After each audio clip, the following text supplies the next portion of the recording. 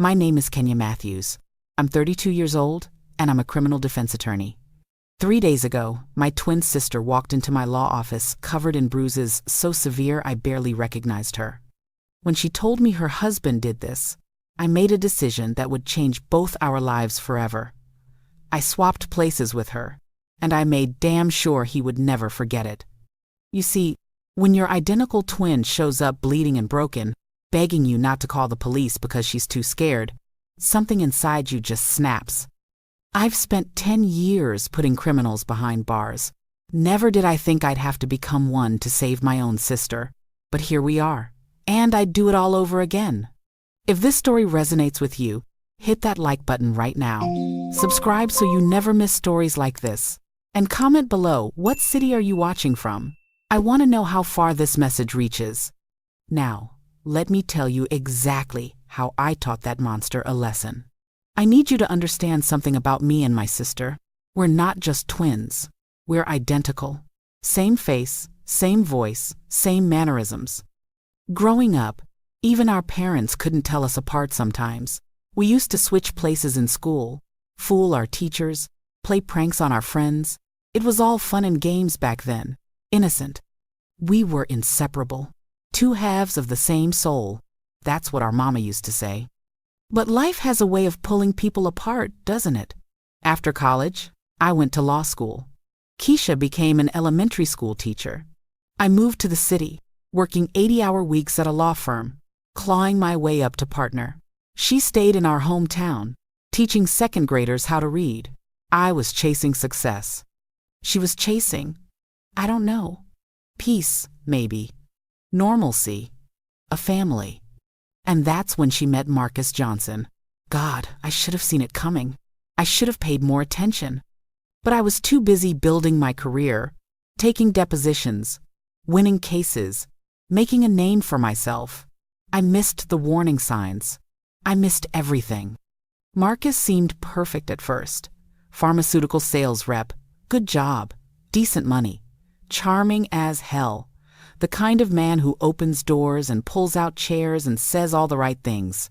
At their wedding, he gave this speech about how Keisha was the best thing that ever happened to him, how he'd spend his whole life making her happy. I remember looking at my sister in her white dress, glowing with hope, and thinking, she deserves this. She deserves to be loved like this. I was a damn fool. The distance between us grew after the wedding. At first, I thought it was natural. She had a husband now, then a baby, my niece Aaliyah. I had cases stacking up, clients demanding my attention. We went from talking every day to once a week, then once a month, then just holidays and birthdays. And every time I saw her, she seemed smaller, quieter, like someone was slowly turning down her volume, dimming her light. I told myself I was imagining things. I told myself marriage changes people, motherhood changes people.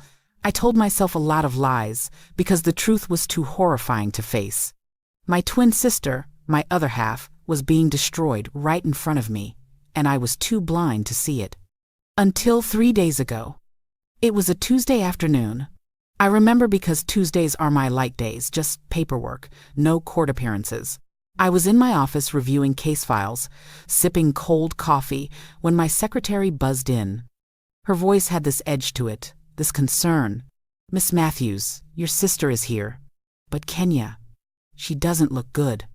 My heart dropped before I even saw her. I told my secretary to send her in and to hold all my calls. The door opened, and I looked up, and I swear to God, for a second, I didn't recognize the woman standing there. She was wearing sunglasses, indoors, in my office with no windows facing the sun, long sleeves despite it being 85 degrees outside, a turtleneck in the middle of summer, and she was limping, favoring her left side like every step sent pain shooting through her body. Keisha? I stood up, my attorney brain already clicking into overdrive, cataloging details, building a case before I even knew what the case was. What's wrong? What happened? She didn't answer, just stood there, trembling. I walked around my desk, closed the distance between us, and locked my office door. Privacy. Whatever was about to happen needed privacy. "Take off the sunglasses," I said. My voice came out harder than I intended, but I was scared, terrified actually, because I already knew. Somewhere deep in my gut, I already knew. She shook her head, tears streaming down her cheeks, and that's when I saw them, the bruises on her neck, finger-shaped, 4 on one side, 1 on the other. Someone had choked my sister. Someone had put their hands around her throat and squeezed. I reached up and pulled the sunglasses off her face myself. And what I saw, Jesus Christ, what I saw will haunt me for the rest of my life. Her left eye was swollen shut, the skin around it a deep purple black. Her lip was split, still crusty with dried blood. There was a gash on her cheekbone that should have had stitches but didn't. And her eyes, the one that could still open it, was dead. Empty, like someone had reached inside her and scooped out everything that made her Keisha, and left behind just a shell. "Who did this?" I asked, but I already knew the answer. There's only one person who gets that close, who has that kind of access, who can hurt you where no one else can see. "Kenya, please!" Her voice was a whisper, broken and hoarse. "Please don't call the police. Please. He'll kill me. He said if I ever told anyone, he'd kill me. Roll up your sleeves." I wasn't asking. I was telling, using my courtroom voice, the one that makes witnesses confess and defendants crack. She hesitated, and that hesitation told me everything I needed to know. But I needed to see. I needed the full picture. So I reached out and pushed up her sleeves myself, and oh God, the map of hell that was revealed. Bruises everywhere, old yellow ones fading into new purple ones. Belt marks across her forearms where she'd tried to protect herself. Circular burn marks, cigarette burns dotting her skin like some sick constellation. Defensive wounds on her hands where she'd tried to block punches. And on her wrists, rope burns. He'd tied her up. That son of a bitch had tied up my sister. I felt something inside me break. No, not break. Shatter. Explode. A rage so pure and hot it burned through every professional boundary I'd ever built, every ethical line I'd ever drawn. This wasn't just a client. This wasn't just a case. This was my sister, my twin, the other half of my soul. "How long?" I managed to ask through clenched teeth. 3 years. She said it so quietly I almost didn't hear. It started about 6 months after we got married. 3 years. 3 years of this hell, and I hadn't known, hadn't seen, hadn't been there. "Tell me everything," I said, "from the beginning, every detail. I need to know what we're dealing with." And so she told me. God, the things she told me. "It started small," she said, "control disguised as care. Marcus wanted to know where she was all the time, who she was talking to, what she was doing. He said it was because he loved her so much, couldn't stand the thought of anything happening to her. He started criticizing her clothes too tight, too revealing, making her look like she wanted attention from other men. So she started dressing more conservatively. Then it was her friends. He didn't like them, said they were bad influences, said they were trying to break up their marriage. So she stopped seeing them. Then it was me. He said I made Keisha feel bad about her life, that I was always showing off my success, making her feel small. That wasn't true. That was never true. But she believed him, or at least, she was too exhausted to fight. So the calls stopped. The visits stopped. He isolated her completely, and I let it happen because I was too busy with my own life to notice. The first time he hit her was on a Thursday night. She remembered the day because it was garbage day, and she'd forgotten to put the bins out. Such a small thing. But Marcus came home drunk. He'd been drinking more and more, and he saw the bins still by the garage, and something in him just snapped. He grabbed her by the hair, dragged her outside, and slammed her face into the garbage bin. Told her if she was going to act like trash, she could be with the trash. She said she was in shock, couldn't believe it had happened. He apologized the next morning, brought her flowers, cried, swore it would never happen again. And like an idiot, her word, not mine, she believed him. But it did happen again, and again, and again. Every time he lost money gambling, and he gambled constantly, blowing entire paychecks on sports betting, he came home and took it out on her. Every time he had a bad day at work, she paid for it. Every time his mother called and complained about something, Keisha became the punching bag. And speaking of his mother, Jesus Christ, that woman, Diane Johnson, she moved in with them a year into the marriage, and that's when things got exponentially worse. Because Diane didn't just enable her son's violence, she participated in it. Keisha told me about the psychological torture, how Diane would criticize everything she did. Her cooking was too salty or too bland, her cleaning wasn't good enough, her parenting was too soft, her clothes were too nice for someone who contributed nothing to the household. Never mind that Keisha was working full-time as a teacher and taking care of a toddler. Diane acted like Keisha was some kind of freeloader. And then there was Tamika, Marcus's sister. She'd gotten divorced and moved back home, by which I mean she moved into Marcus and Keisha's house, rent-free, contribution-free, just taking up space and adding to the abuse. Tamika treated Keisha like a servant, demanded that Keisha cook for her, clean for her, do her laundry.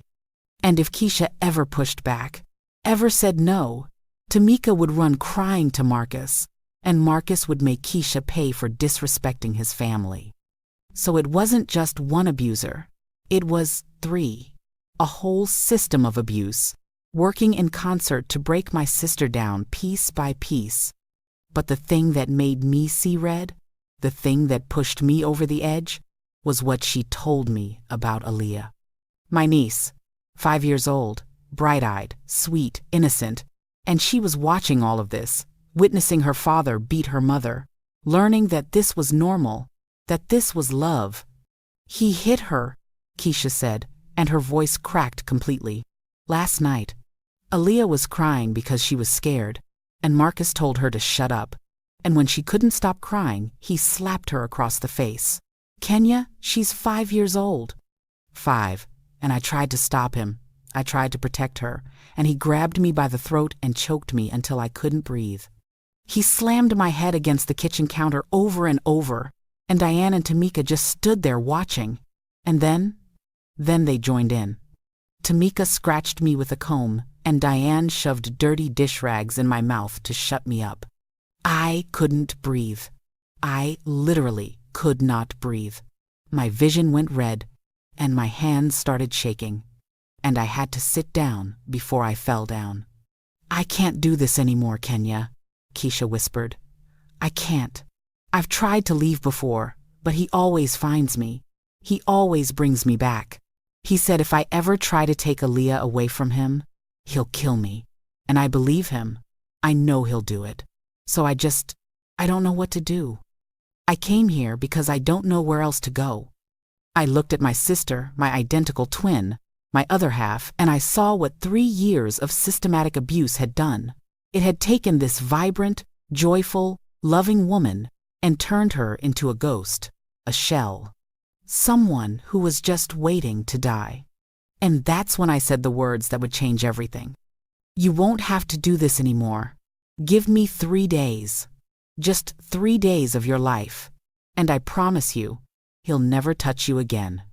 She looked at me like I was crazy. What are you talking about? We're going to switch places, I said. My mind was already working, already building the plan. You and me, we're identical. No one can tell us apart. You're going to stay here, at my apartment, safe, and I'm going to go be you for 3 days.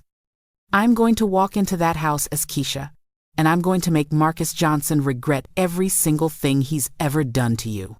Kenya, no, you don't understand. He's dangerous. He'll hurt you. I smiled, and it wasn't a nice smile. It was the smile I give opposing counsel right before I destroy their case. Let him try. You have to understand, I'm not Keisha. I look like her, sound like her, but I'm fundamentally different.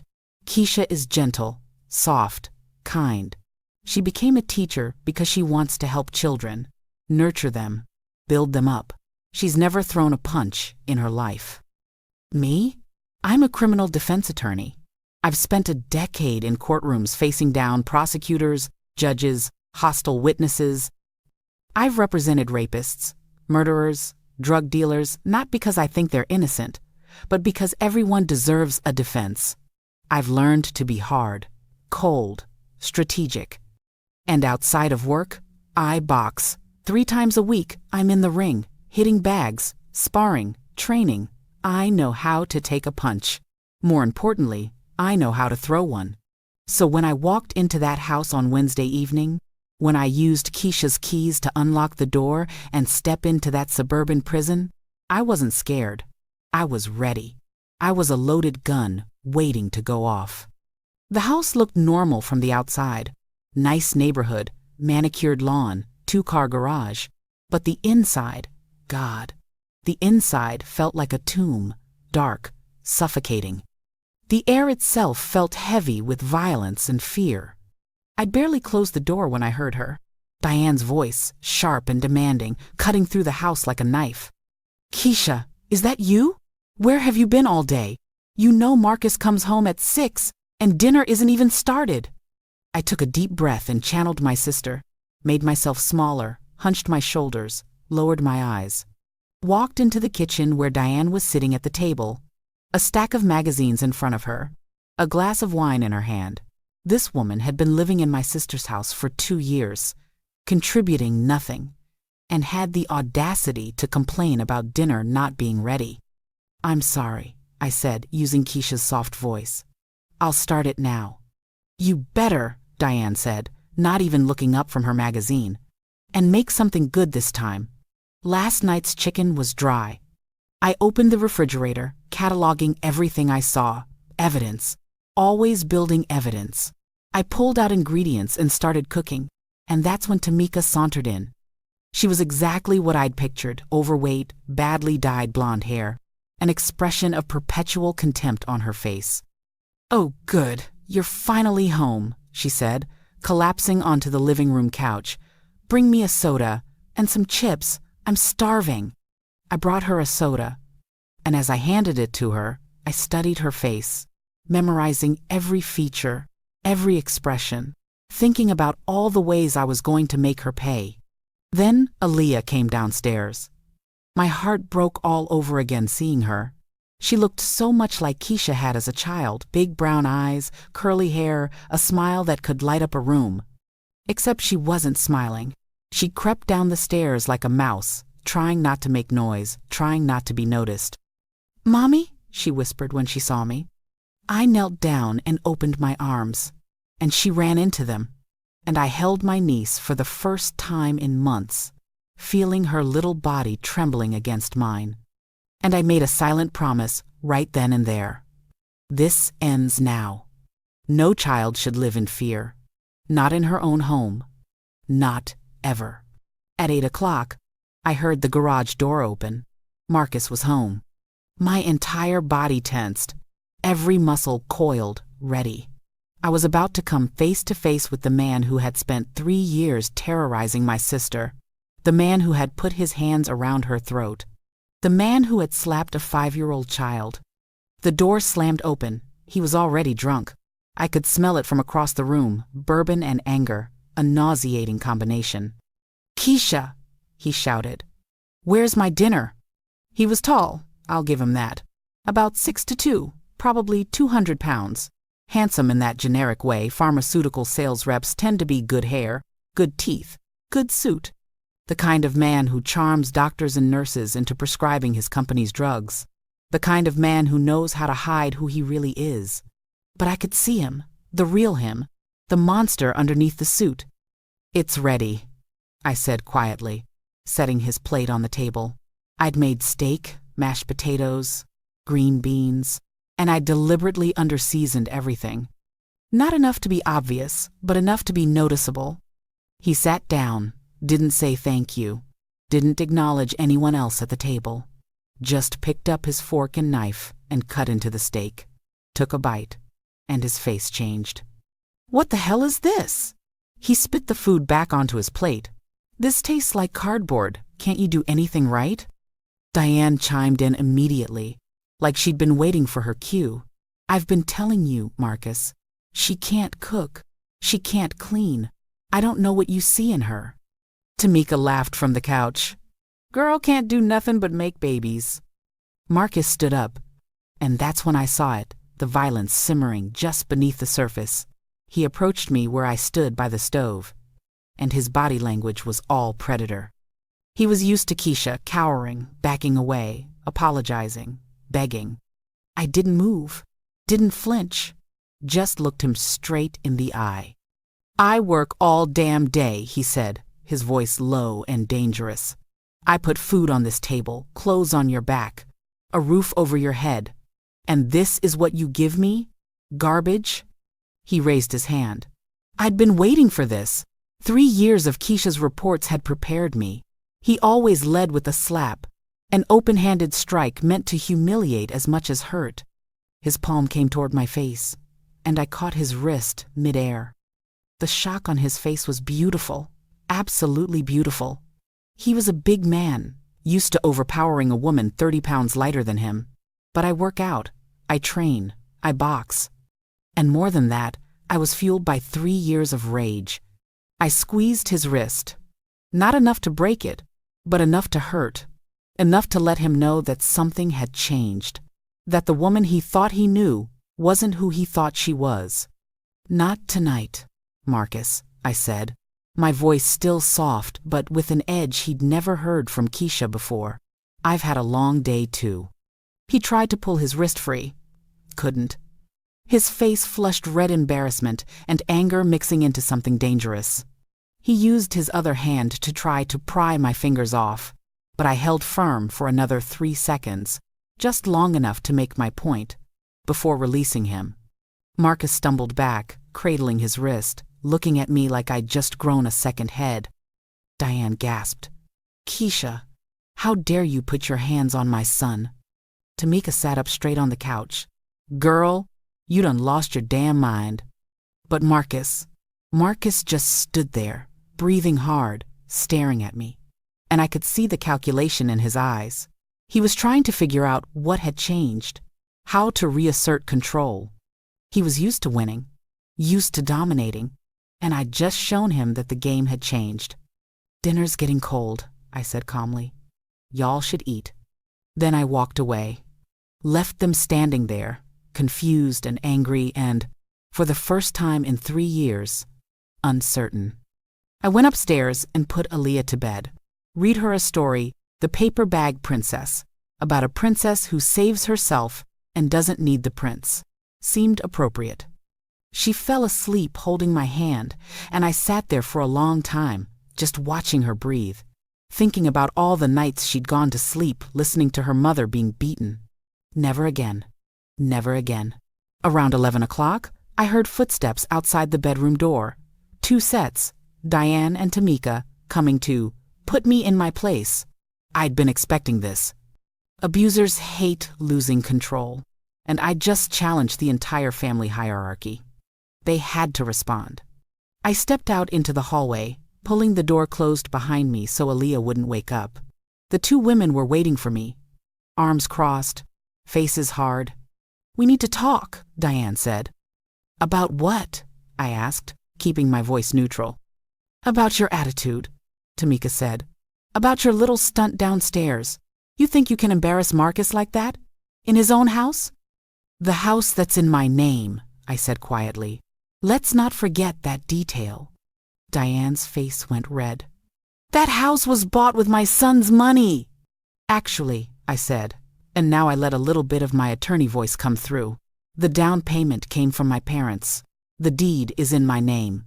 Legally, this is my house. You and your daughter are guests.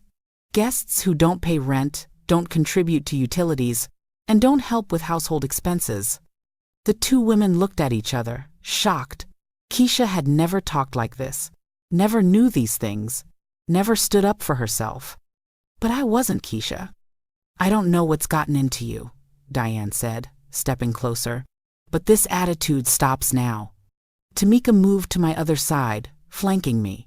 Yeah, Marcus is too soft on you. Somebody needs to teach you some respect. She shoved me. Not hard, but enough to make a point. Enough to establish physical dominance.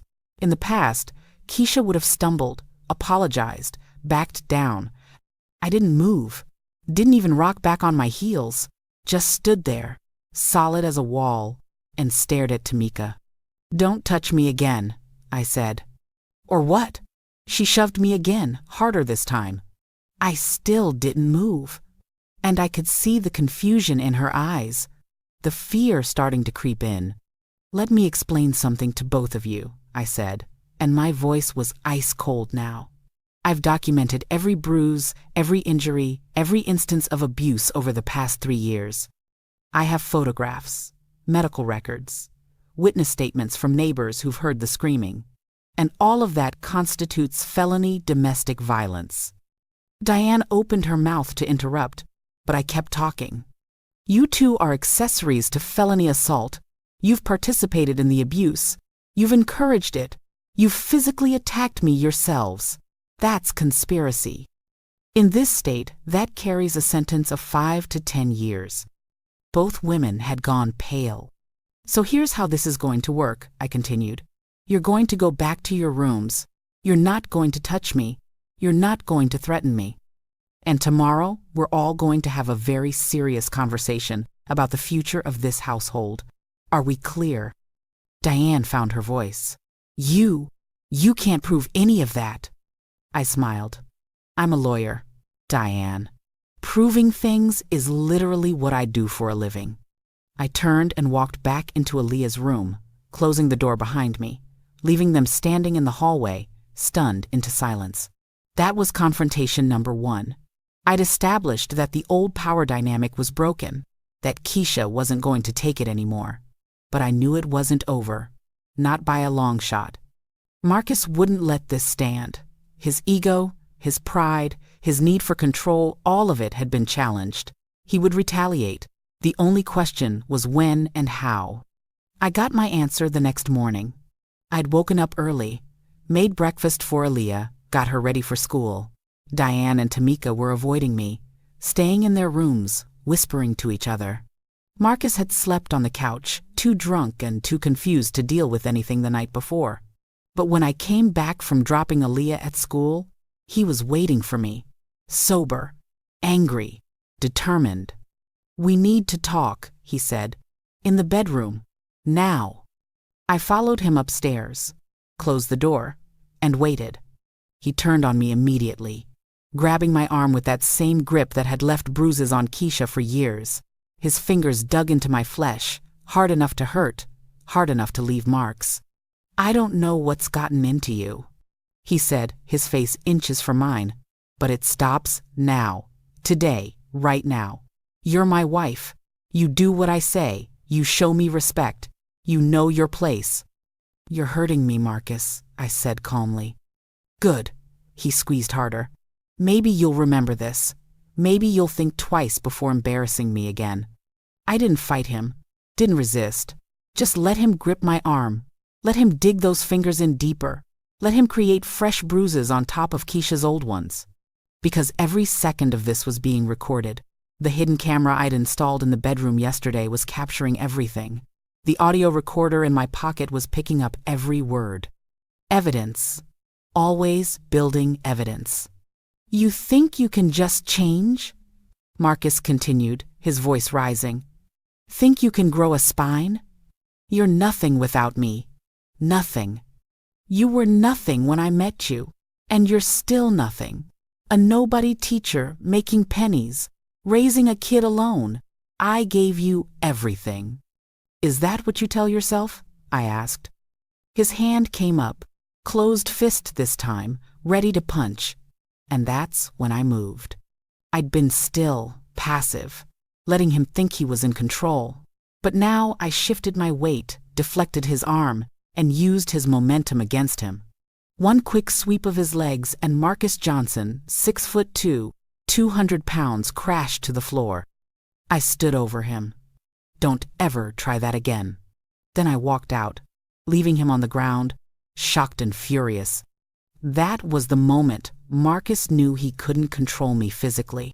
So he did what all abusers do. When they lose physical dominance, he called the police. The officers showed up an hour later. 2 uniforms, one older veteran cop and one young rookie. Marcus had put on a good show, claiming I'd attacked him unprovoked, that I'd gone crazy, that he was afraid for his safety. I met them at the door with a folder in my hands. "Officers," I said calmly, "my husband called you because I defended myself when he tried to hit me. Before you take his statement, I'd like to show you something." I opened the folder. Inside were copies of medical records spanning 3 years, emergency room visits for accidental injuries, photos of bruises, cuts, black eyes, documentation of broken ribs, a fractured wrist, cigarette burns. The older officer's face changed as he looked through the file. He'd seen this before. He knew what he was looking at. "Ma'am," he said gently, "how long has this been going on?" 3 years, I said. "He beats me. He chokes me. He threatens to kill me if I leave. And this morning, when I finally stood up to him, he tried to hit me again. So I pushed him away. That's when he called you." I pulled out my phone and showed them the video from this morning. Marcus grabbing my arm, threatening me, pulling back to punch, all captured in high definition. The younger officer looked sick. The older one looked angry. "Mr. Johnson," the veteran cop said, his voice hard, "based on this evidence, you're lucky we're not arresting you right now. Ma'am, do you want to press charges?" I shook my head. "Not yet. I just want him to know that someone is watching now, that if he touches me again, there will be consequences." The officer turned to Marcus, who had gone white as a sheet. "Sir, we'll be filing a report about this. We'll be watching this address. If we get called back here, if anything happens to your wife, you will be arrested.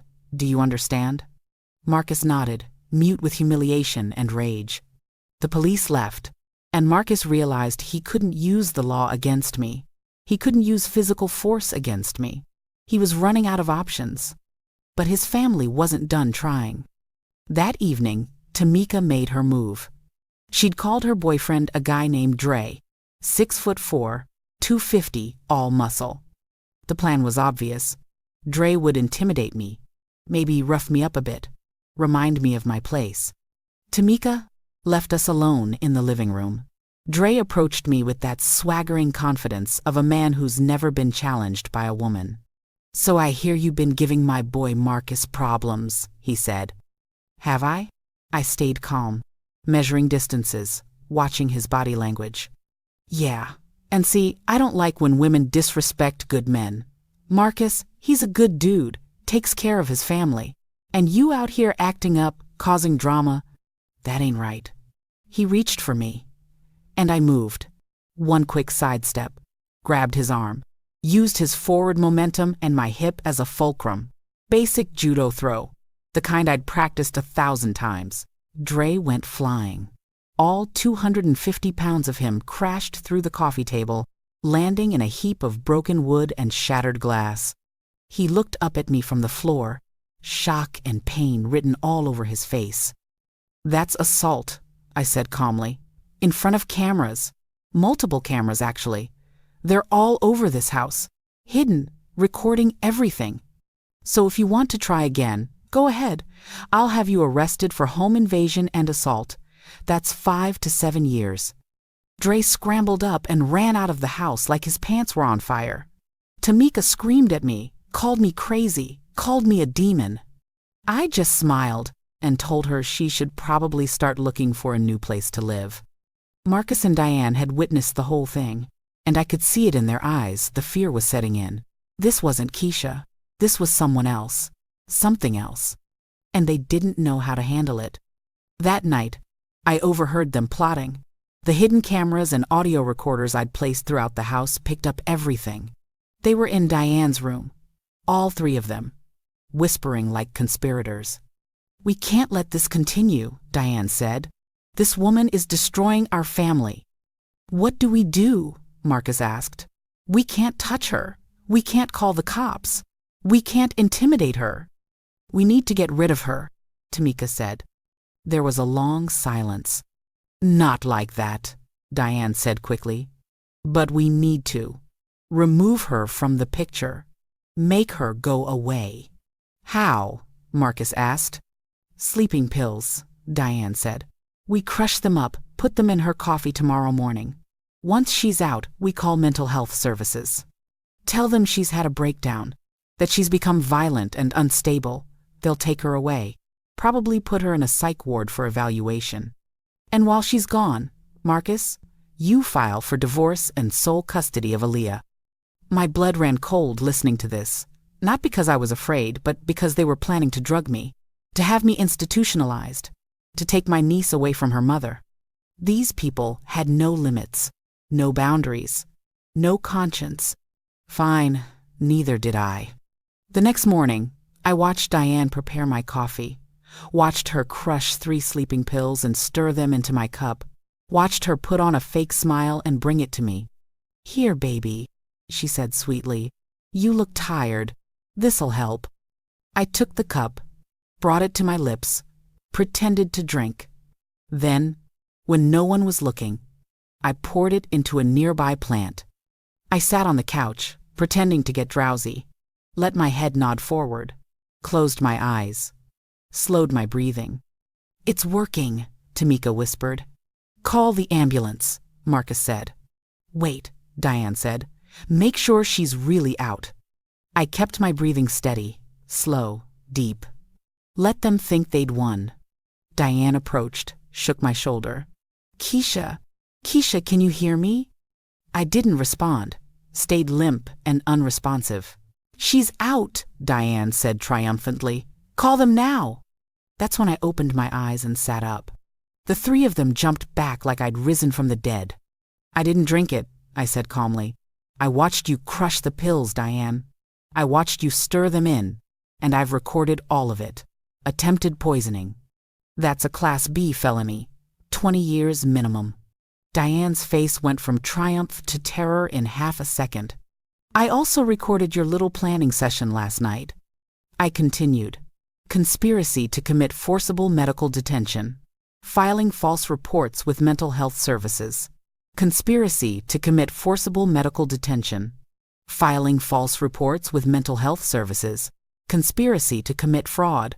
Attempting to unlawfully institutionalize someone. Do you want me to keep going? Because I can. I'm a lawyer. I know exactly what crimes you've committed. All 3 of them stood there, frozen.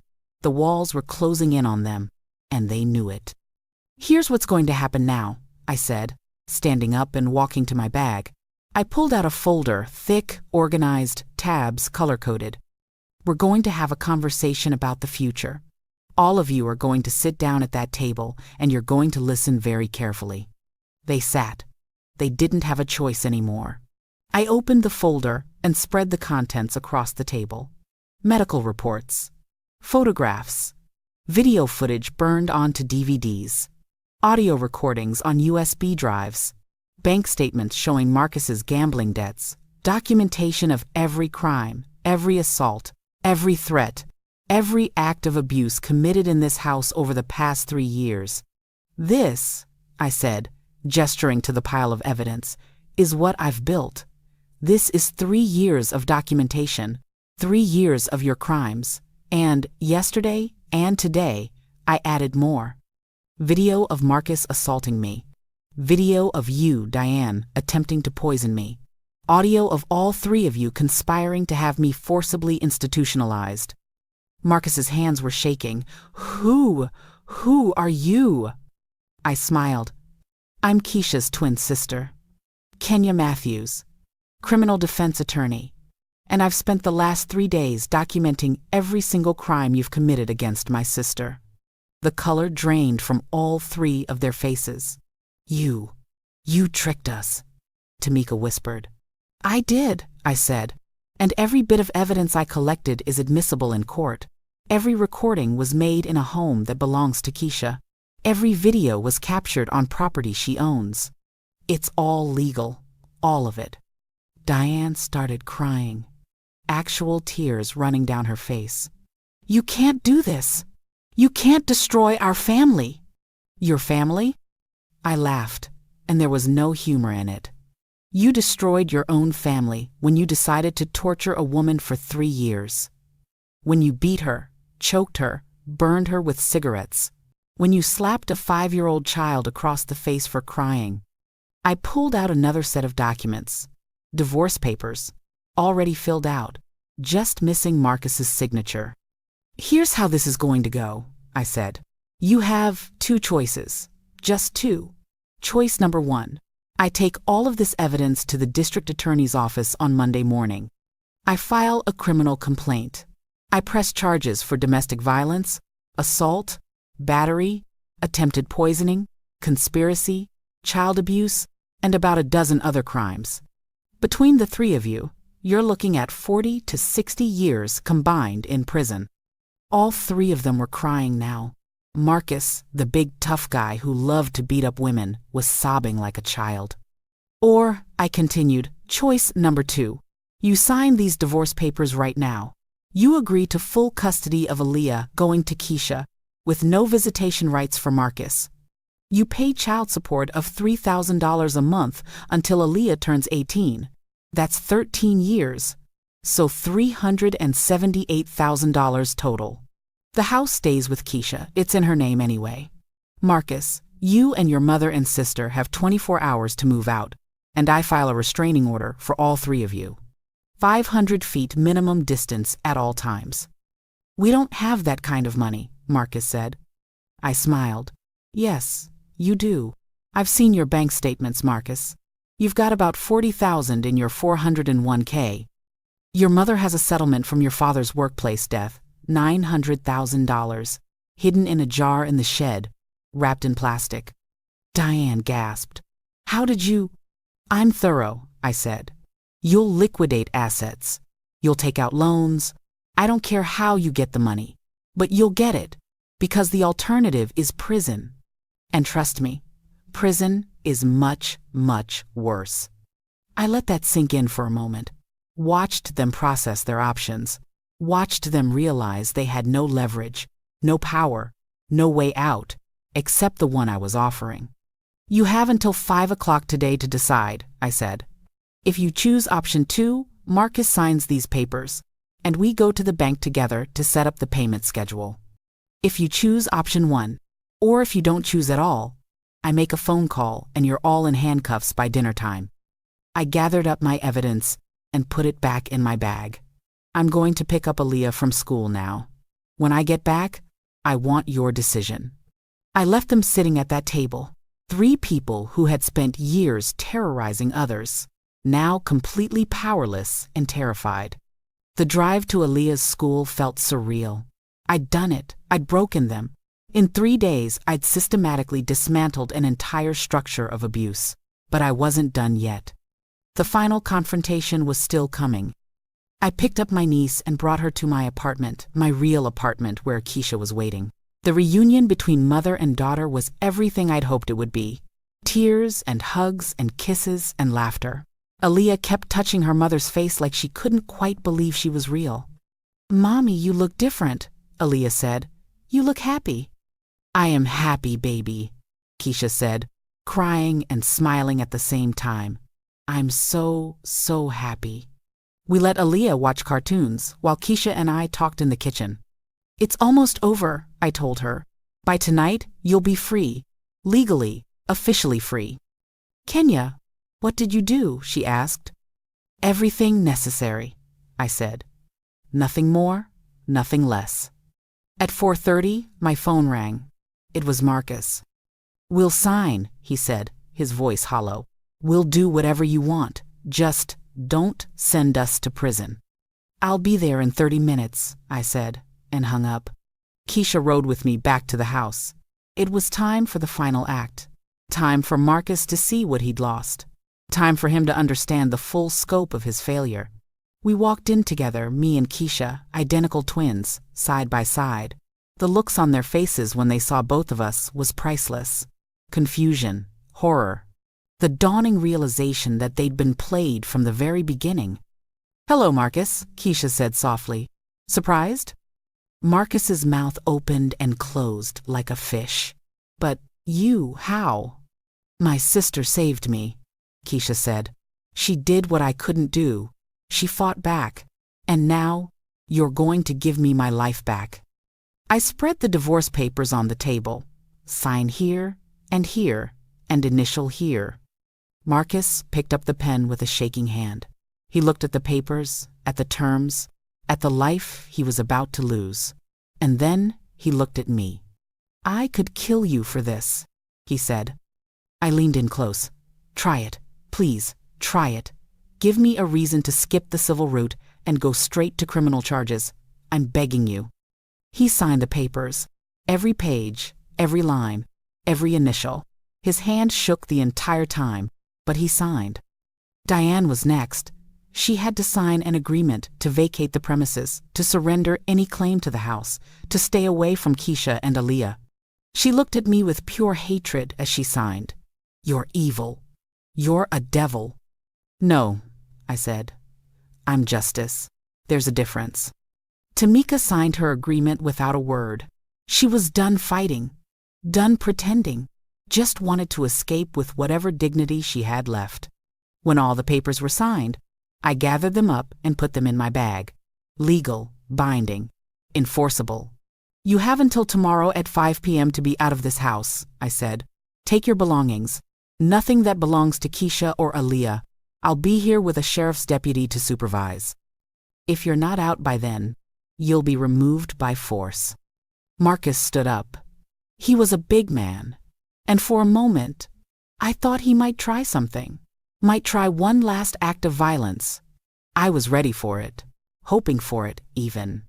But he just stood there, broken and defeated. "Who are you?" he asked again. "What kind of person does this?"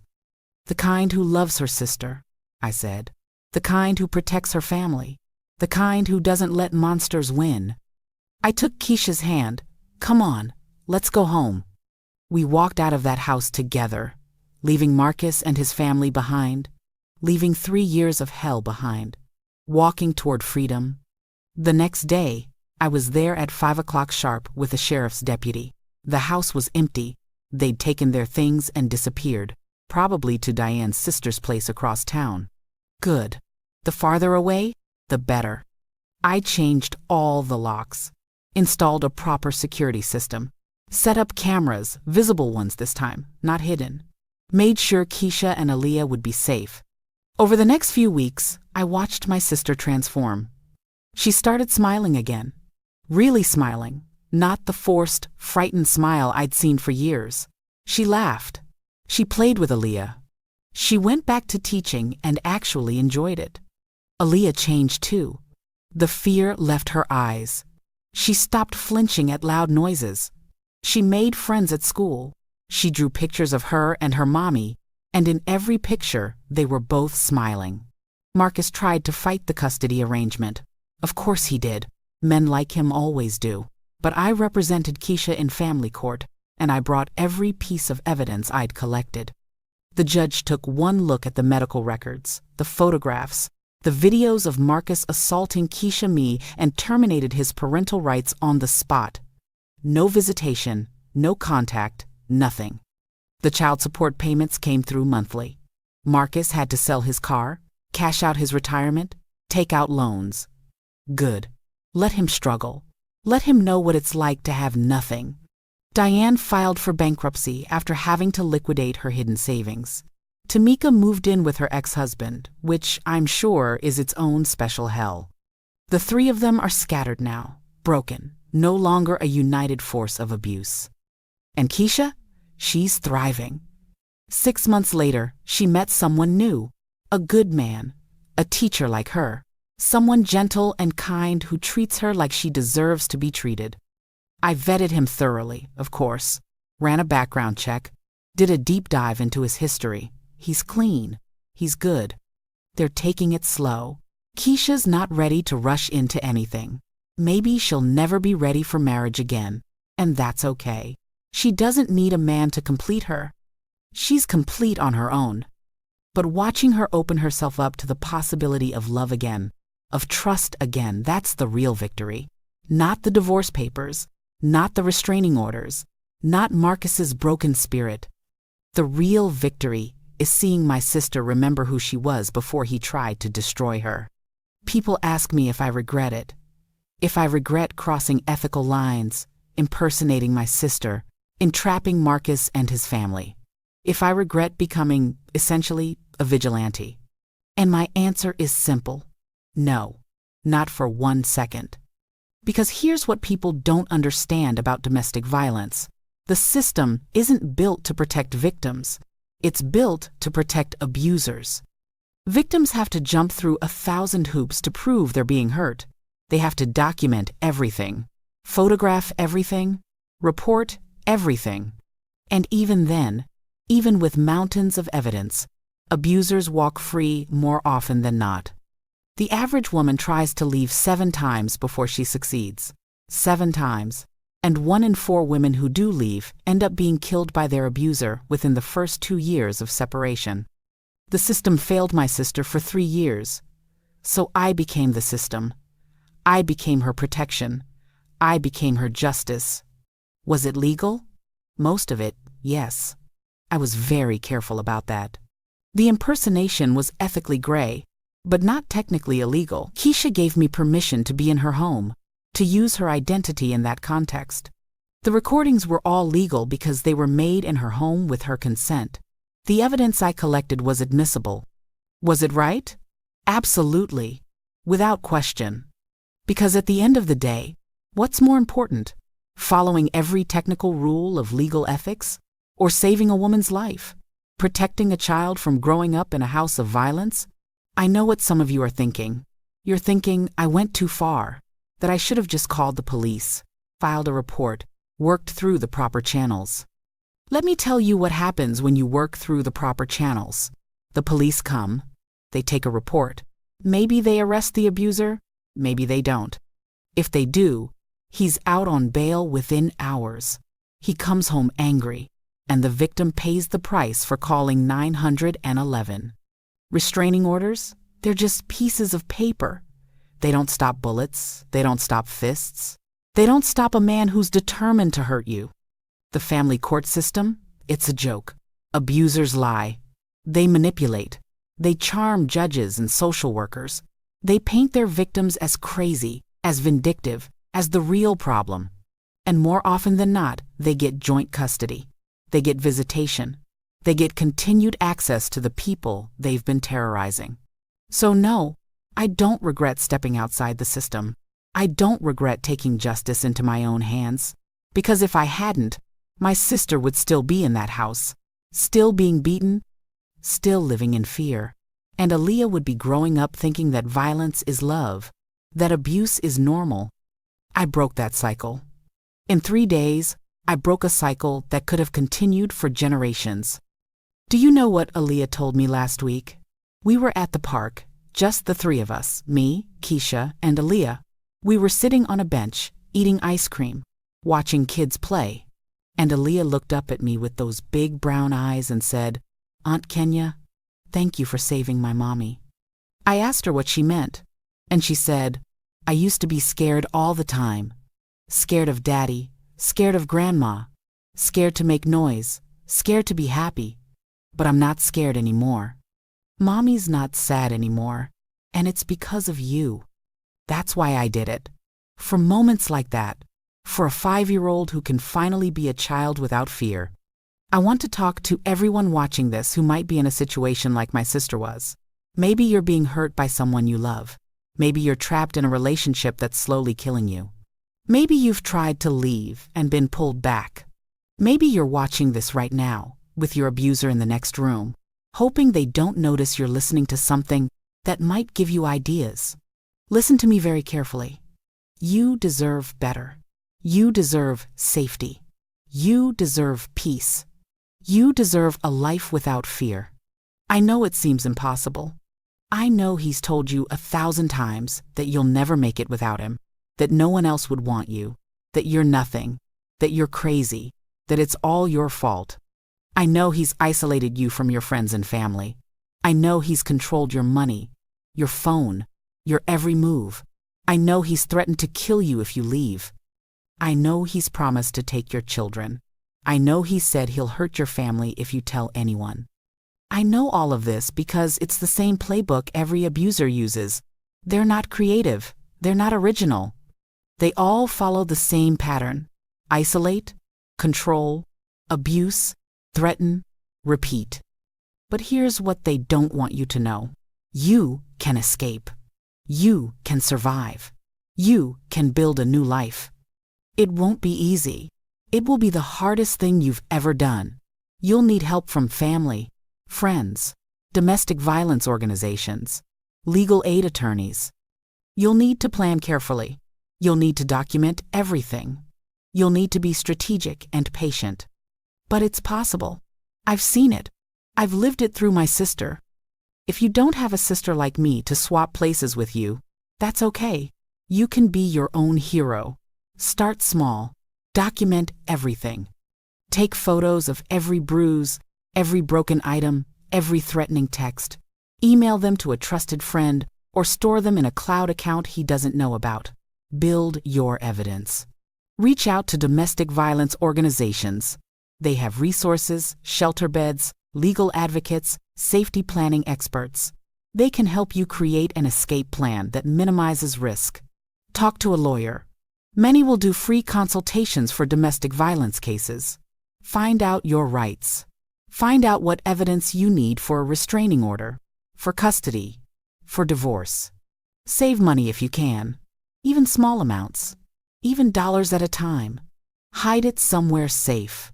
Build your escape fund. And when you're ready, when you have your plan in place, when you have your support system ready, leave. And don't look back.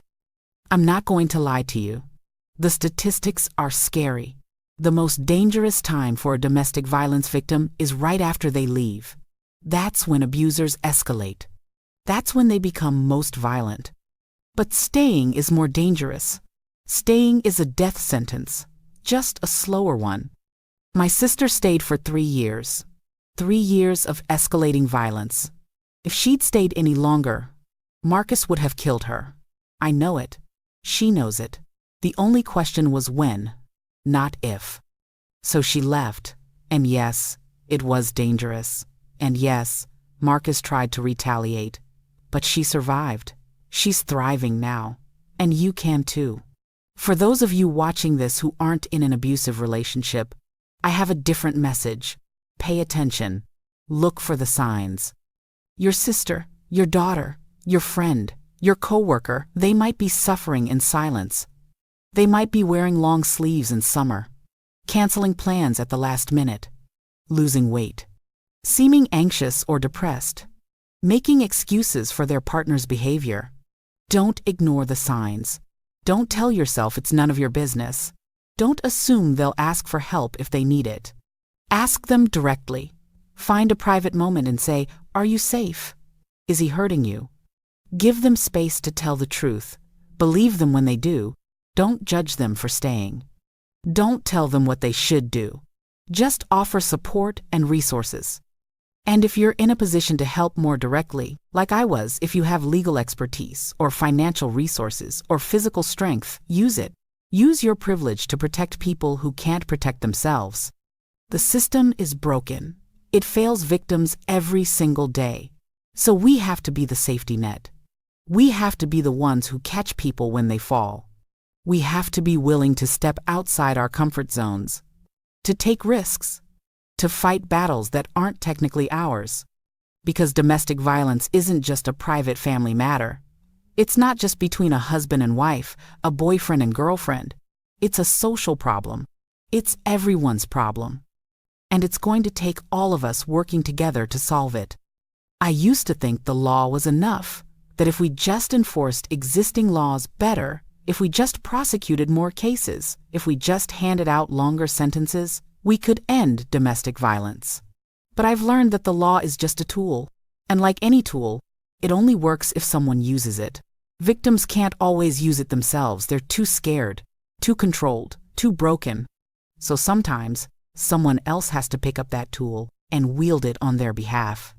That's what I did for my sister. I picked up the law and used it like a weapon against her abusers. And I'd do it again. I'd do it for anyone who needed it. 3 days. That's all it took to dismantle 3 years of abuse. 3 days of strategic planning, careful documentation, and calculated confrontations. 3 days of being someone I'm not, or maybe someone I've always been, but never had to be before. Marcus Johnson is broken now. His life is in shambles. His reputation is destroyed. His family is scattered. His money is gone. And every month, when he has to write that child support check, he's reminded of what he lost. Not because I took it from him, because he threw it away.